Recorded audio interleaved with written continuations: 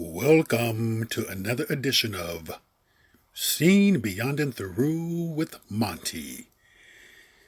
Today is going to be a follow-up to my video of yesterday about Janet Jackson and the Nipplegate scandal of 2004 involving Justin Timberlake. Now, some things came to light, and I looked into some things. I seen some things that it was pertinent for me to share. This right here is Les Moonves, the former CEO of CBS Corporations. You know, Viacom, MTV, 200 affiliates that he instructed after the infamous Nipplegate scandal to not play Janet's music, to not play her videos, and he barred her from the Grammys, which were coming up that particular month. As a result, her upcoming album, Damita Jo, suffered, and Janet's career took a nosedive. It has never been the same after that. All because of this man right here. Held a vendetta against Miss Jackson for a 14-year period. Now, I had suggested that she should sue because she has great grounds. And what prompted me to do this was that during my investigations, something came back to me that I do recall that Michael Powell,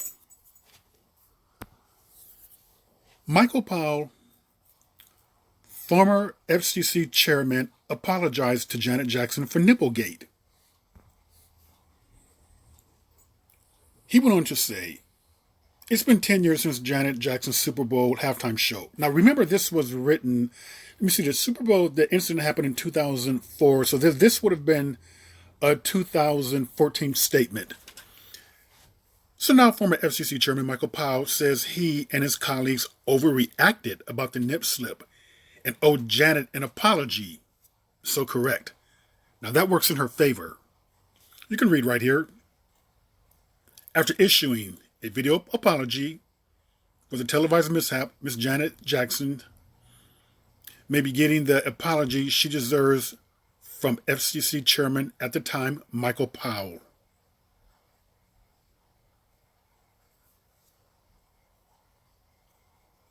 I'm letting you read that.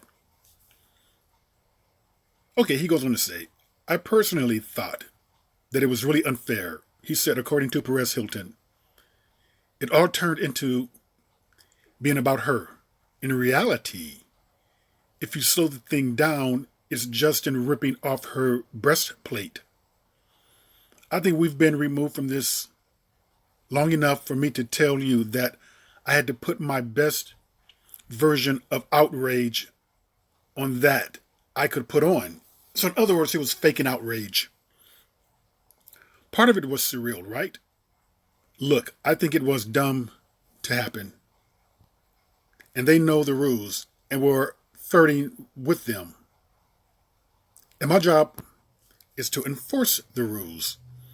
But really, this is what we were going to do.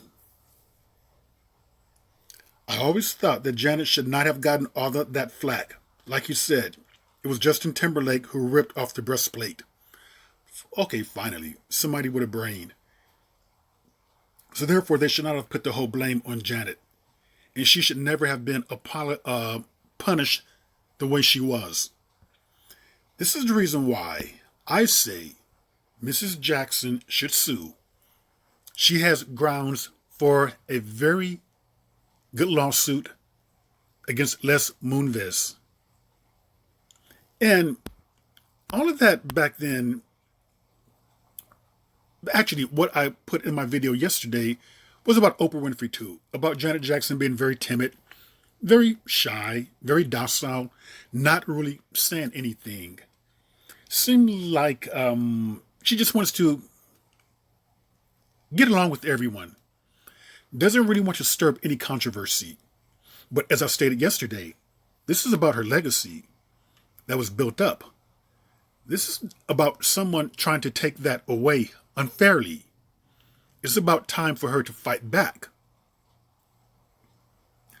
So, I wanted to look into this, and I wanted to see what the Candles had to say about this, about her lawsuit, if she were to move forward with it.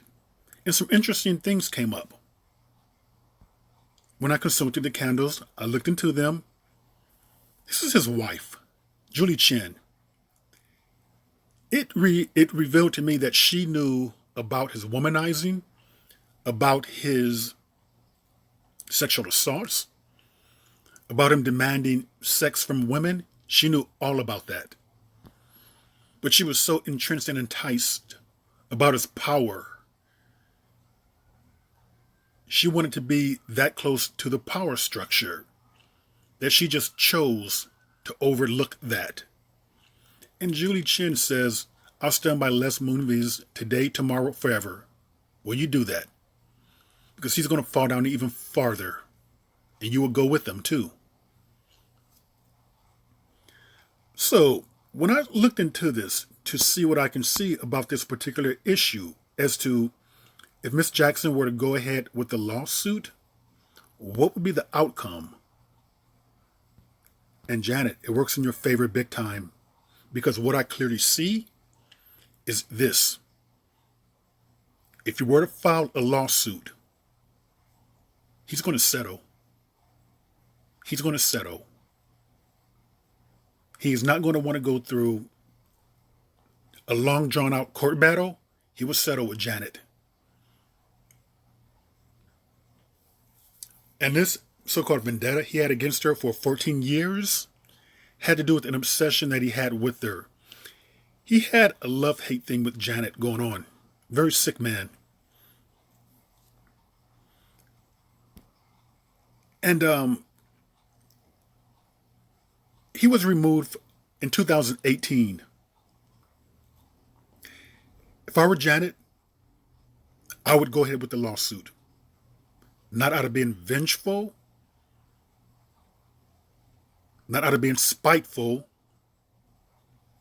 It's because what happened to her was completely wrong.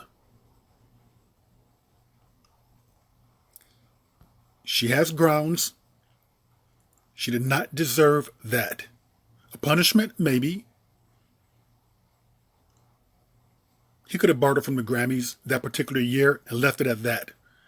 But to go on a 14-year vendetta to destroy a career, that's above and beyond what was needed. That right there is some type of sick cycle there. But her time is now. She can definitely sue for stress, emotional damage, mental damage, anguish, loss of career earnings, a lot of things. And I brought up Oprah yesterday too. And the reason why I brought up Oprah is because Oprah attacked her beloved brother with that horrible documentary that she produced and that they won an Emmy for. And I had mentioned that because I said that I wish that Janet would have spoke up and said something and not be so quiet. Because had she would have, perhaps the voters who vote for whoever wins the Emmys would have thought about that and it would have blocked them from winning an Emmy. But because Janet was so quiet, we would never know. I hope with this, somehow this reaches her, that she would fight this time. She owes it to herself.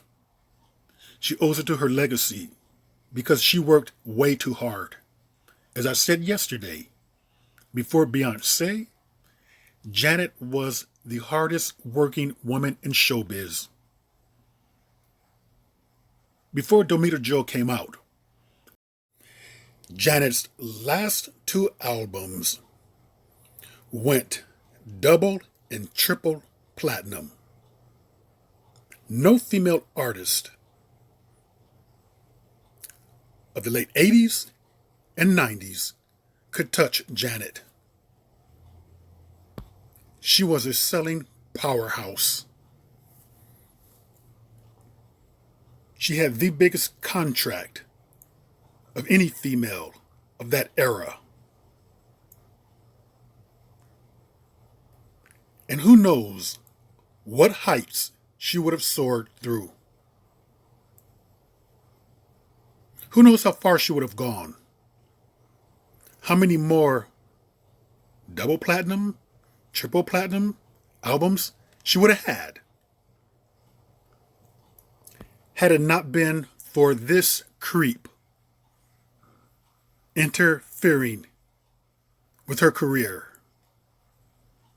punishing her way beyond what was necessary,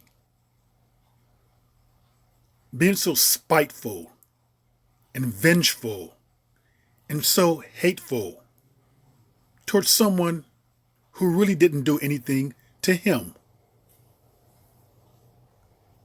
And for that, people, I hope that Janet Jackson drags his ass to hell.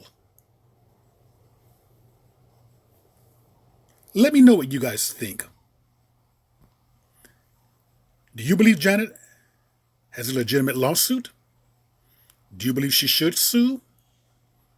Or do you believe she should just be quiet, go about her merry way, and live her life?